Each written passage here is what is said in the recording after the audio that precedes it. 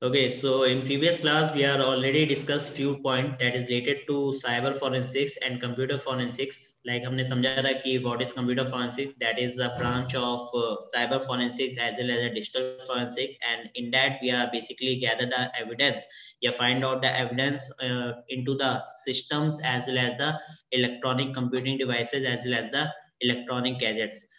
And after that करते क्या है, the goal is that to analyze the evidence, to find out some data from there, to maintain the evidence integrity, and to represent that evidence in proper manner with the using of forensically, ठीक है. So let's discuss about first what is data and what is information. देखो आप करोगे क्या, if you are working as a forensic investigator, तो आपको करना क्या है, informations को वहां पे क्या करना है, सिक्योर रखना है, ठीक है. तो वो इंफॉर्मेशन हो क्या सकती है, यूजर्स की ऐसी कौन सी इंफॉर्मेशन हैं, कौन सी कैटेगरी ऑफ इंफॉर्मेशन हैं जो यूजर्स क्या कर देते हैं, शेयर कर देते हैं. तो उस केस में आपके पास क्या आता है, जैसे कि डेटा. डेटा क्या है, that is a raw facts and information जो कि आपके हैकर्स एक्सेस करने का ट्राई करते हैं. तो प्रोसेस डेटा और a collection of data that is called the information.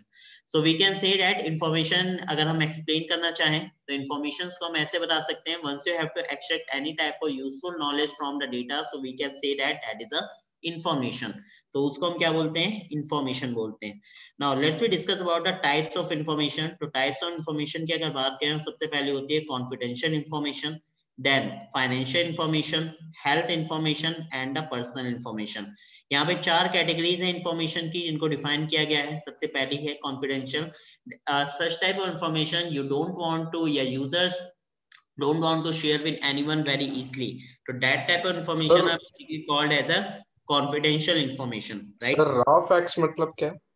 Raw facts का मतलब है जिसमें आपके यूजफुल एंड अनयूजफुल दोनों टाइप की नॉलेज होती है, यानी कि आपका प्रॉपर डिटेलिंग जिसमें आपके यूजफुल चीजें भी हैं और अनयूजफुल चीजें भी हैं. फॉर एन एग्जांपल, जैसे कि आपका एक वेबसाइट का डेटाबेस है, उस वेबसाइट के डेटाबेस में अलग अलग टाइप की डिटेल्स हैं, या एक यूजर नेम है, पासवर्ड है, उसका यूजर, उसका नाम है, उसका मिडिल नेम है, उसका लास्ट नेम है, first name, middle name, last name, उसका एड्रेस है, उसका सीसी नंबर है, उसका फोन नंबर है, उसका और आईडी वगैरह है उसकी. तो इन सबको अगर हम करें तो हमारे लिए यूजफुल भी है इसमें कुछ और अनयूजफुल भी है. तो उन सबको अगर हम काउंट करते हैं, these are all the raw facts.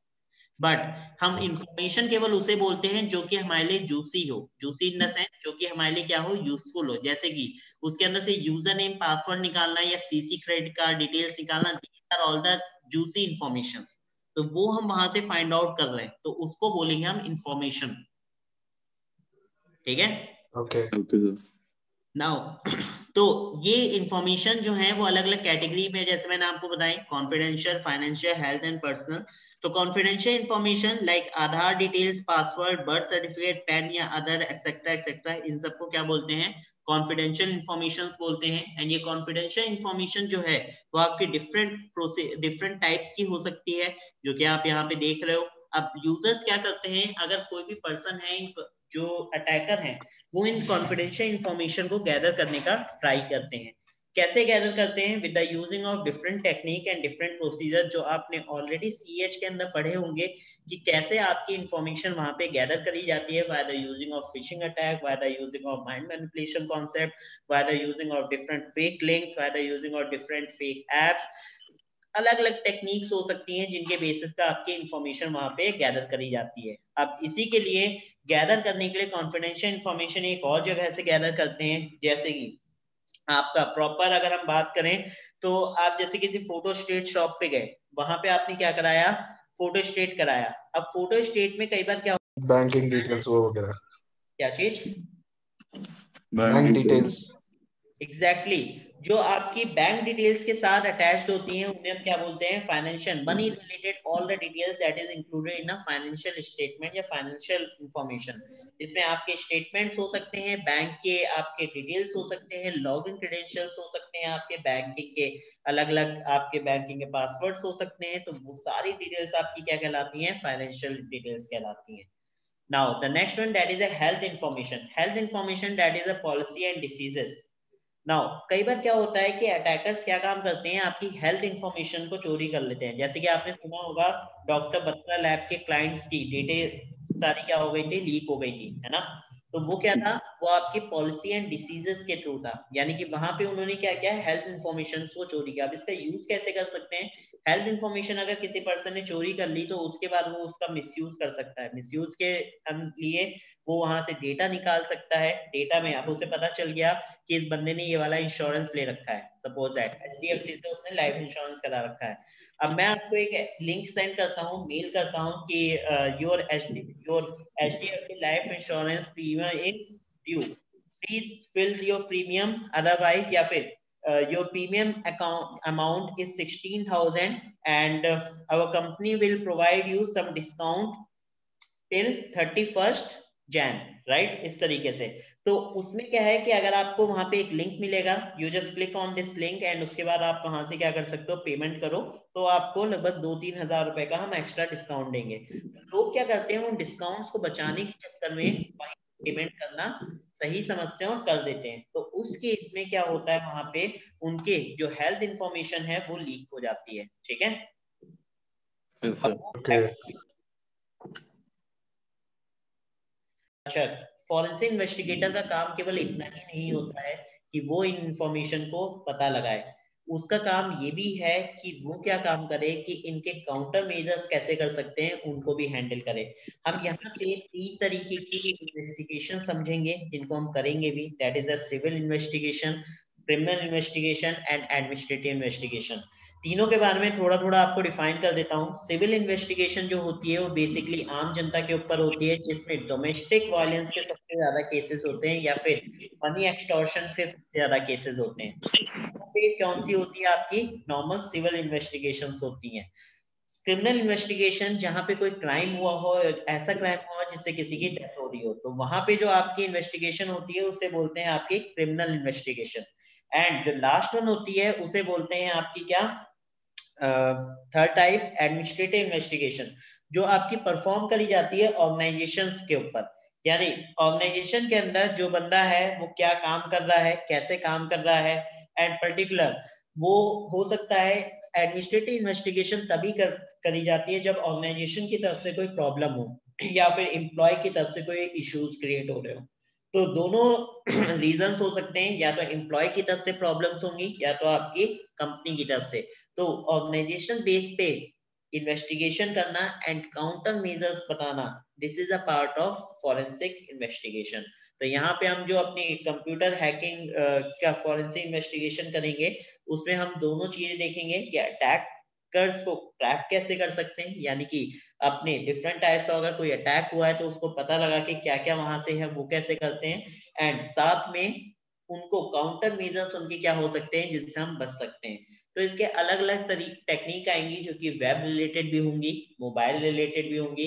I hope so कि आपने सीएच के अंदर और अपने सीएच वेब पीटी वगैरह अगर आपने कुछ कर रखा है तो उसमें आपको आइडिया होगा कि किस तरीके से इनको प्रोटेक्शन प्रोवाइड होती है, राइट। तो उस केस में हम उनको अटैकिंग प्रोसीजर्स के और इफेक्टिव प्रोटेक्शन प्रोसीजर्स क्या हो सकते हैं उनको हम कवर करेंगे किसके अंदर, अपने फॉरेंसिक साइबर फॉरेंसिक्स कोर्स के अंदर, ठीक है।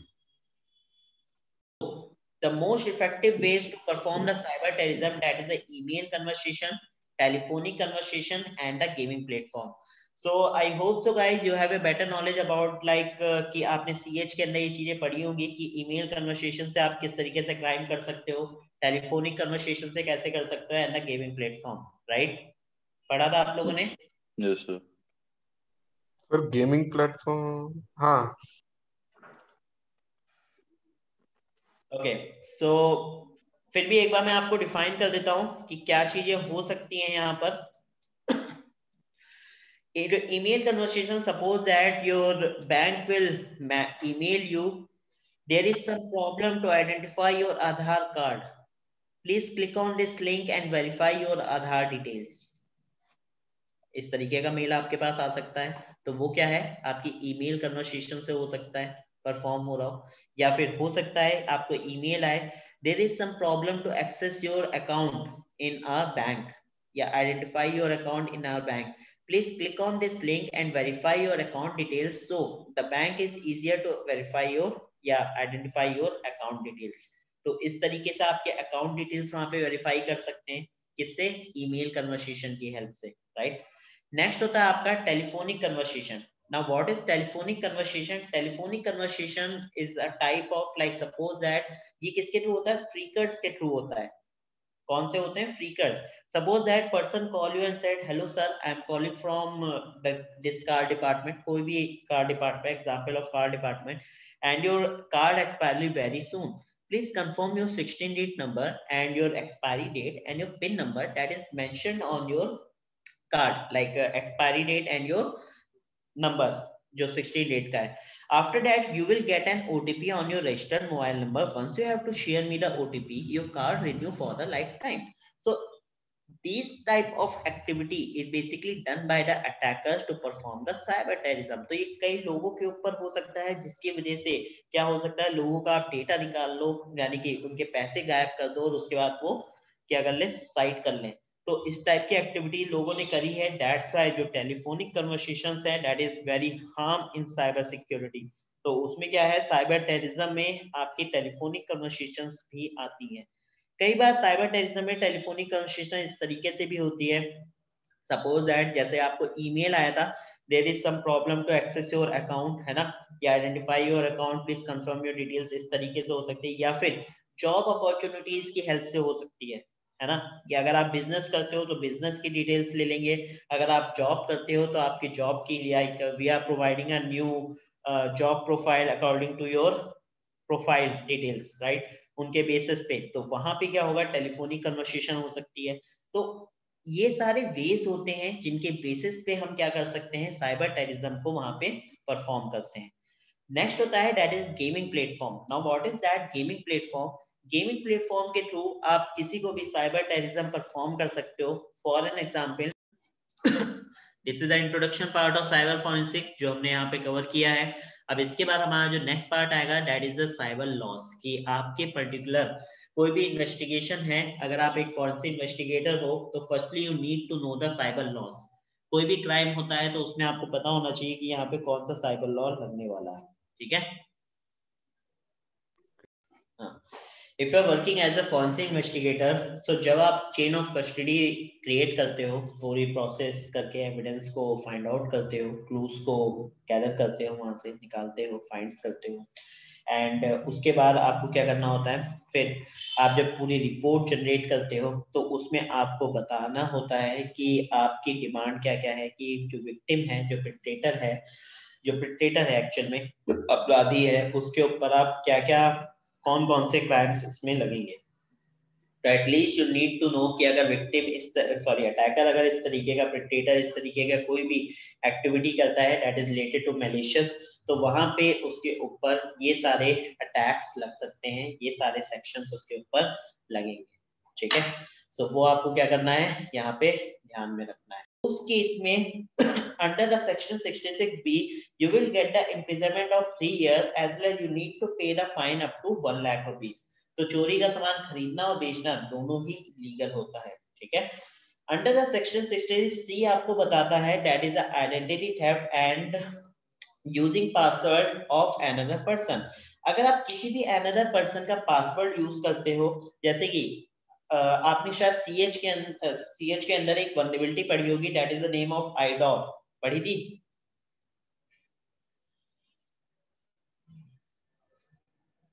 क्या नाम सर? आइडोर. आइडोर, हाँ सर, सुना हूँ शायद. वेब पीटी में पढ़ी थी आइडोर. वेब पीटी में पढ़ी होगी. ओके, वेब पीटी में होगी. तो वहां पे क्या है कि आप किसी के भी अनदर अकाउंट पे विदाउट पासवर्ड स्विच कर जाते हो, राइट, है ना.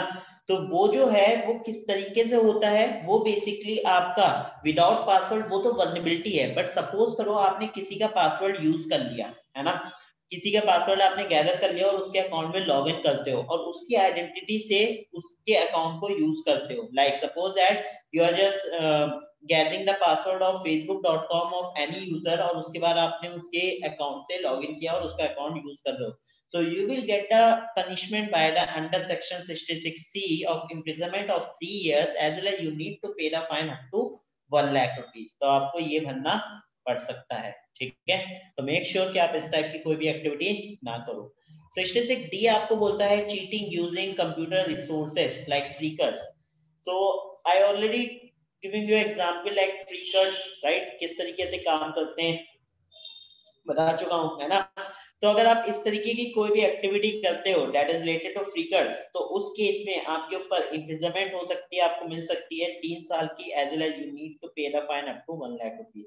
सो वो क्या है आपके 66D के अंदर आते हैं।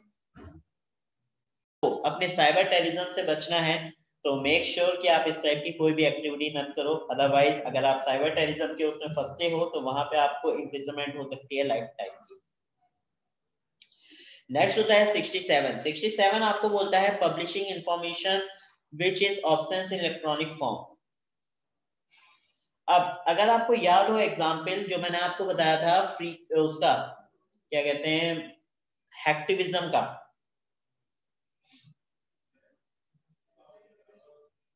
या आपने शायद हैक्टिविज्म पता हो किसी को, व्हाट इज हैक्टिविज्म?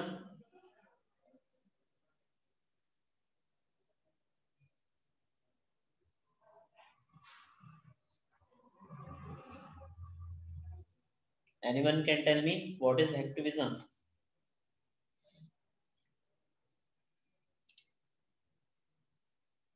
Soil? पता नहीं sir. Okay, Kushdeep? Sir, hacking into a computer for like politically or social motive like anonymous, ये जो लोग ग्रुप होते हैं। देखो हैक्टिविज्म क्या होता है, हैक्टिविस्ट। तो हैक्टिविज्म क्या है, वही चीज है कि अगर वो इस टाइप की एक्टिविटीज करते हैं हैक्टिविस्ट, तो वहां पे क्या होता है publishing information which is options in the electronic form. अगर इस टाइप की आप कोई भी एक्टिविटी करते हो और पकड़े जाते हो तो under the section 67 you will get the punishment of 5 years of imprisonment as well as you need to pay the amount up to 10 lakh rupees। तो आपको भरना पड़ सकता है। तो मेक श्योर कि आप इस टाइप की कोई भी एक्टिविटी मत करो। नाउ नेक्स्ट होता है आपका, अच्छा हैक्टिविस्ट का एग्जांपल अगर आपको बताऊं तो एक जामिया यूनिवर्सिटी की जो वेबसाइट है उसके ऊपर हुआ था, जिसमें एक बंदे ने एक मैसेज छोड़ दिया था, है ना। जैसे कोई भी पर्सन आपकी वेबसाइट ओपन करता था जामिया यूनिवर्सिटी की, they will get an pop-up message on the screen that is written a message like wish a happy birthday to Pooja।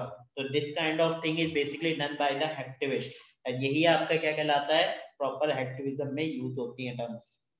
सो कई तरीके से कर सकते हैं हैक्टिविस्ट या हैक्टिविज्म, आपका डिपेंड करता है।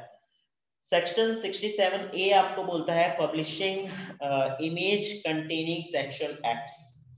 अगर आपने जैसे कि क्या करते हैं लोग दूसरों के फेक अकाउंट बना लेते हैं, उनकी गर्ल्स की फोटोज निकाल लेते हैं, उनके ऊपर एडिटिंग करके उन्हें पोस्ट कर देते हैं। अगर आप इस टाइप की कोई भी एक्टिविटी करते हो on the any type of social media platform, any type of system platform, कहीं से भी आप करते हो तो under the section 67A you will get the imprisonment of 7 years as well as you need to pay the fine up to 10 lakh rupees। तो sexual acts में कभी भी अगर आप फंसते हो तो उसमें आपको 10 लाख रुपए तक भरने पड़ सकते हैं या फिर 7 साल की जेल हो सकती है। तो कभी भी किसी की फोटोज वगैरह जो अटैकर्स हैं वो निकाल के लोगों को बदनाम करने के लिए या फिर आपके पर्टिकुलर साइबर बुलिंग करने के लिए भी यूज करे जाते हैं, बट मेक श्योर कि ऐसा कोई करे तो उसके ऊपर ये वाला क्राइम लगेगा, ठीक है। नेक्स्ट होता है सेक्शन 67B। 67B आपको बताता है पब्लिशिंग चाइल्ड पॉर्न और प्री डेटिंग चिल्ड्रन ऑनलाइन। अगर कभी भी आप किसी भी तरीके की चाइल्ड पॉर्न पब्लिश करते हो या फिर pre dating online services start करते हो या कोई भी पर्सन करता है प्री जिन्हें हम 18 से नीचे हैं जो लोग, अगर वो लोग करते हैं तो उस केस में आपके ऊपर सबसे पहला अगर अटेम्प्ट करते हो, पहली बार पकड़े जाते हो तो 5 साल की जेल होगी या फिर 1 लाख रुपए तक का 10 लाख रुपए तक का पनिशमेंट अमाउंट देना पड़ेगा ऑन द फर्स्ट कन्विक्शन, अगर आप सेकंड टाइम पकड़े जाते हो तो उस केस में 7 साल की जेल होगी और 10 लाख रुपए तक का अगेन आपको भरना पड़ सकता है सेकंड कन्विक्शन में। थर्ड टाइम पकड़े गए तो आपको फिर परमानेंट रख लेंगे, कहेंगे कि आप यहीं रह जाओ, आप बार बार करते हो, है ना। तो बेटर है कि आप मत करो, मतलब जो भी पर्सन कर रहा है आप उससे समझा सकते हो। 67C आपको बोलता है फेलियर में किस तरीके से होता है, फेलियर टू मेंटेन रिकॉर्ड। अगर कंपनी के अंदर बेसिकली आपने जो भी रिकॉर्ड्स आप वहां पे पब्लिश कर रहे हो, जो उन्होंने बना के रखे, जैसे कि मैं for an example ISP provider है, उसने अपने सिम्स प्रोवाइड किए हैं नॉर्मल यूजर्स को और उसके पास उसके रिकॉर्ड्स नहीं है, तो उसमें उसके ऊपर इम्प्रिजनमेंट ऑफ 3 साल की हो सकती है या फिर उसको फाइन उससे रिलेटेड पे करना पड़ सकता है। 68 बोलता है आपको failure and refusal to comply with orders. अगर आपने जो वादे किए कि हम जी इतना काम करके दे देंगे, जैसे किसी कंपनी को प्रोजेक्ट मिला कि इतने टाइम में हम इसको कंप्लीट करके देंगे और आप फेल हो गए, नहीं कर पाए उस ऑर्डर को कंप्लीट, है ना, तो उस केस में आपके ऊपर अंडर द सेक्शन 68 के तहत आपको पनिशमेंट मिल सकती है, जिसमें आपको इम्प्रिजनमेंट होगी अप टू 2 इयर्स की, या फिर आपको फाइन पे करना पड़ सकता है 1 लाख रुपए तक का। ठीक है, ये कौन बताता है आपको, 68। 69 बोलता है आपको failure and refusal to decrypt data. अब यहाँ पे क्या है कि अगर आप किसी के भी जाली सिग्नेचर्स यूज करते हो और उसमें आप पकड़े जाते हो, तो in that scenario you will get the imprisonment of 2 years as well as you need to pay the fine up to 1 lakh rupees. तो किसी के भी जाली सिग्नेचर यूज करना, it's not so legal, right. Last है आपका 74, बोलता है पब्लिकेशन फॉर फ्रॉडुलेंट पर्पस। अगर आप कोई भी फ्रॉड करते हो पब्लिश करके, यानी कि जैसे कि फॉर एन एग्जांपल आपने तो अगर आप फ्रॉड पर्पस से करोगे, so you will get the imprisonment of 2 years as well as you need to pay the fine up to 1 lakh rupees under the section 74। तो ये आपको वहां पे भरना पड़ सकता है। तो मेक श्योर कि आप इस टाइप की किसी भी एक्टिविटी में इन्वॉल्व ना हो, अदरवाइज आपको फाइन भरना पड़ सकता है और हार्श आपके साथ काफी बिहेवियर भी हो सकता है। So guys, these are the cyber laws। मैंने नीचे इसका लिंक भी दे रखा है कि आप वहां से आराम